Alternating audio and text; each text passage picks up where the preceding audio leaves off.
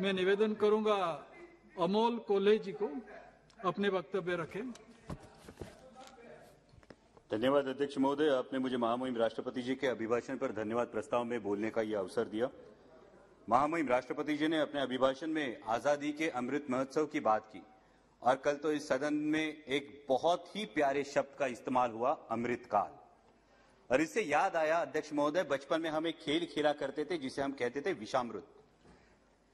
तो जिसे विष मिलता था वो बच्चा बैठ जाता था और बाकी लोगों पे जिम्मेदारी होती थी उसे अमृत देके उठाने की। मानो ऐसे लगता है कि इस अमृत काल में देश की युवा पीढ़ी को विकास की राह छोड़कर सांप्रदायिकता, बेरोजगारी और हेट स्पीचेस का विष देकर बिठाया गया है और उन्हें आइडिया ऑफ इंडिया का अमृत देकर उठाने की जिम्मेदारी न सिर्फ सरकार की है बल्कि हर राजनीतिक पार्टी, हर लोक प्रतिनिधि और हर देशवासी की भी है। और हमारे धर्म ग्रंथ कहते हैं कि अमृत तभी निकलता है जब समुद्र मंथन होता है और अमृत निकलने से पहले आलोचना का हलाहल भी निकलता है। और इसीलिए इस अमृत काल में प्रवेश करते हुए हम इस मंथन को और इस हलाहल दोनों को नजरअंदाज नहीं कर सकते। राष्ट्रपति जी ने अपने अभिभाषण में जिन कोविड योद्धाओं की तारीफ की, जिनका गर्व से उल्लेख किया, उन सभी के प्रति मैं फिर एक बार कृतज्ञता व्यक्त करता हूं।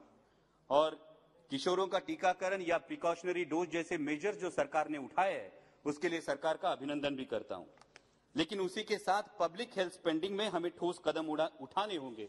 और कोविड की महामारी ने हमारी आंखें खोलने के बाद अब आगे जाके हमें आरोग्य को देशवासियों का मूलभूत अधिकार के रूप में देखना होगा, तभी यह अमृतकाल देशवासियों के लिए अमृतमय साबित होगा। साथ ही में राष्ट्रपति जी ने जिस कोरोना काल का उल्लेख किया, उस कोरोना काल से लेके उसके जो अप्रत्यक्ष परिणाम है, उनमें दो परिणामों पे हमें गंभीरता से विचार करना होगा। एक है इकोनॉमिक इफेक्ट और दूसरा है एजुकेशनल इफेक्ट। जो इकोनॉमिक इफेक्ट है, भले ही पेपर पे अर्थव्यवस्था उभरती हुई नजर आती हो, लेकिन वास्तविकता में आम देशवासी की क्या परिस्थिति है। लगभग 6.5 करोड़ लोग गरीबी की रेखा के नीचे धकेल दिए जा चुके हैं। 54% लोगों की आय कम हो चुकी है और तकरीबन 60 लाख से अधिक छोटे उद्योगों पर ताला लग चुका है। इस तबके के बारे में हमें गंभीरता पूर्वक सोचना होगा, नहीं तो देश के मध्यम वर्ग को ऐसा लगेगा कि सिर्फ 142 लोगों की जो आय है वो 23 लाख करोड़ से 56 लाख करोड़ होती है, या फिर गरीबों के लिए योजना आती है, लेकिन देश के मध्यम वर्गीय के बारे में सोचा नहीं जाता है। इस पर हमें गंभीरता से विचार करना होगा। इसी के साथ दूसरा अप्रत्यक्ष परिणाम है एजुकेशनल इफेक्ट। अध्यक्ष महोदय, देश का जो भविष्य है, उन बच्चों की जिंदगी से कोरोना काल के चलते हुए मानो शिक्षा और व्यक्तिमत्व विकास के 2 साल जैसे चले ही गए हैं, गायब हो गए हैं। इस देश के भविष्य की जो क्षति हुई है, इस क्षति को भरने के लिए हमें ठोस कदम उठाने होंगे। बात हो रही है कि हर बात डिजिटल होगी, हर बात डिजिटल होगी, लेकिन देश में जो डिजिटल डिवाइड है और इस डिजिटल डिवाइड के चलते हुए जो बच्चे इस शिक्षा से वंचित रह रहे हैं, उनके बारे में भी हमें सोचना होगा। अभिभाषण में स्किल इंडिया मिशन की भी बात हुई अध्यक्ष महोदय, लेकिन किसी भी मिशन का सक्सेस तभी जाना जाता है जब उसके अंतिम उद्दिष्ट की पूर्ति हो, और इसका अंतिम उद्दिष्ट है रोजगार। इस सरकार ने देश के युवाओं से वादा किया था कि हर साल 2 करोड़ रोजगार मिलेंगे, लेकिन अगर आंकड़े देखे जाए तो आज भी देश में 5 करोड़ युवा बेरोजगार है।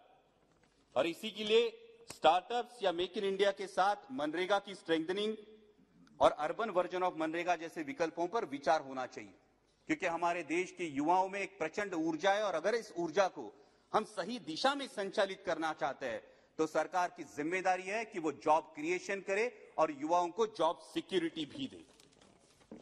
अध्यक्ष महोदय, राष्ट्रपति जी ने अपने अभिभाषण में और एक बात कही जिसे हम सबको गर्व है, वो है विश्व के सबसे बड़े लोकतंत्र की। और इस लोकतंत्र का चौथा स्तंभ है पत्रकारिता।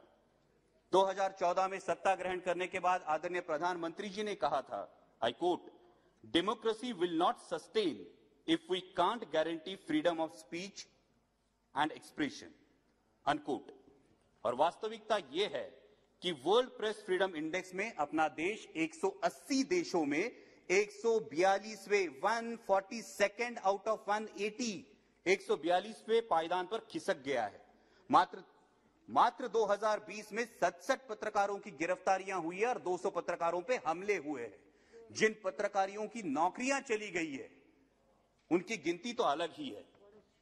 और अगर आज देश के मीडिया का सुर देखा जाए तो अध्यक्ष महोदय, देश के आम आदमी के जहन में यह सवाल उठना लाजमी है कि लोकतंत्र के इस चौथे स्तंभ को क्या निष्पक्ष रूप से अपनी पत्रकारिता करने की आजादी है या नहीं। राष्ट्रपति जी ने अपने अभिभाषण में इंफ्रास्ट्रक्चर की भी बात की। माननीय मंत्री महोदय सदन में है, इसलिए मैं यह अवसर लेना चाहता हूं कि जब इंफ्रास्ट्रक्चर की बात हो तो रेल इंफ्रास्ट्रक्चर भी उतना ही जरूरी है। और महाराष्ट्र से MRIDC से एक बहुत ही महत्वाकांक्षी प्रकल्प है Pune Nashik semi high speed railway, और जिसमें राज्य की भागीदारी सिर्फ 20%, केंद्र की भागीदारी सिर्फ 20% और 60% थ्रू इक्विटी ऐसा है। बावजूद इसके महाराष्ट्र सरकार की कैबिनेट ने इसके लिए मंजूरी दे दी है और उसने अपना पहला 100 करोड़ का किश्त जमीन अधिग्रहण के लिए दे भी दिया है। उसके बावजूद केंद्र सरकार से इसे ग्रीन सिग्नल नहीं मिल रहा है। महाराष्ट्र के, जिसे हम गोल्डन ट्रायंगल कहते हैं, पूना, नासिक और मुंबई, इसे जोड़ने वाला ये एक बहुत ही महत्वाकांक्षी प्रकल्प है। इसलिए मेरा अनुरोध है, जब हम इंफ्रास्ट्रक्चर की बात कर रहे हैं तो ऐसे महत्वाकांक्षी प्रकल्पों को नजरअंदाज नहीं किया जाए। अध्यक्ष महोदय, अभिभाषण में और एक बहुत ही महत्वपूर्ण बात की गई और वो है सर्वसमावेशी और सशक्त भारत के निर्माण की। जब हम आर्थिक सुरक्षा विषयक और शारीरिक सक्षमता की और सशक्तता की बात करते हैं तो यह सवाल भी उठता है कि क्या देश मानसिक सशक्तता की ओर बढ़ रहा है या नहीं। और अगर हम अपने दिल पर हाथ रख के इस सवाल का जवाब दे तो इसका जवाब ना आएगा, क्योंकि आए दिन देश के युवाओं के, देशवासियों के दिलो दिमाग में सांप्रदायिकता का जहर घोला जा रहा है। अध्यक्ष महोदय, मुझे मेरे धर्म पर अभिमान है और हर किसी को होना लाजमी है, लेकिन जब धार्मिक अभिमान का रूपांतर धार्मिक उन्माद में होता है तो वो धार्मिक उन्माद मानवता और देश की अखंडता के लिए निश्चित ही हानिकारक है।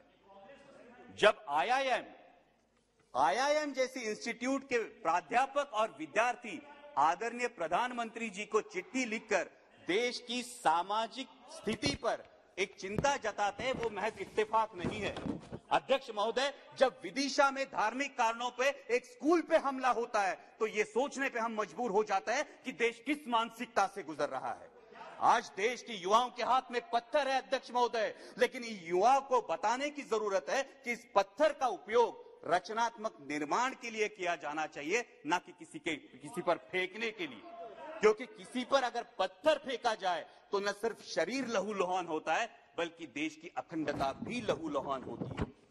दुर्भाग्य की बात है अध्यक्ष महोदय कि आज देश की युवा से पूछा जाता है मंदिर जाओगे या मस्जिद, कल पूछा जाएगा मंदिर या चर्च, परसों पूछेंगे मंदिर या गुरुद्वारा, लेकिन एक दिन देश का युवा जवाब देगा, अजी मंदिर, मस्जिद, गुरुद्वारा, चर्च सब छोड़िए, पहले रोटी की बात कीजिए, पहले रोजगार की बात कीजिए, पहले देश के विकास की बात कीजिए।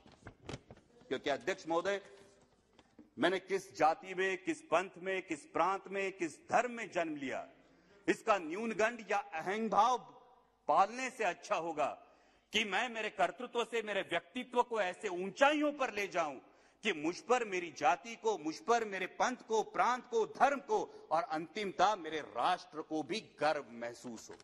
और जब ऐसा होगा तभी अमृतकाल का अमृत हर देशवासी के जीवन तक पहुंचेगा। और अंत में अध्यक्ष महोदय इतना ही कहूंगा, इस अमृतकाल में देश उस दौर से गुजर रहा है, इस अमृतकाल में देश उस दौर से गुजर रहा है जब मीडिया सरकार से ज्यादा विपक्ष से सवाल पूछता है और देशभक्ति का सर्टिफिकेट सोशल मीडिया पर अंधभक्तों द्वारा दिया जाता है।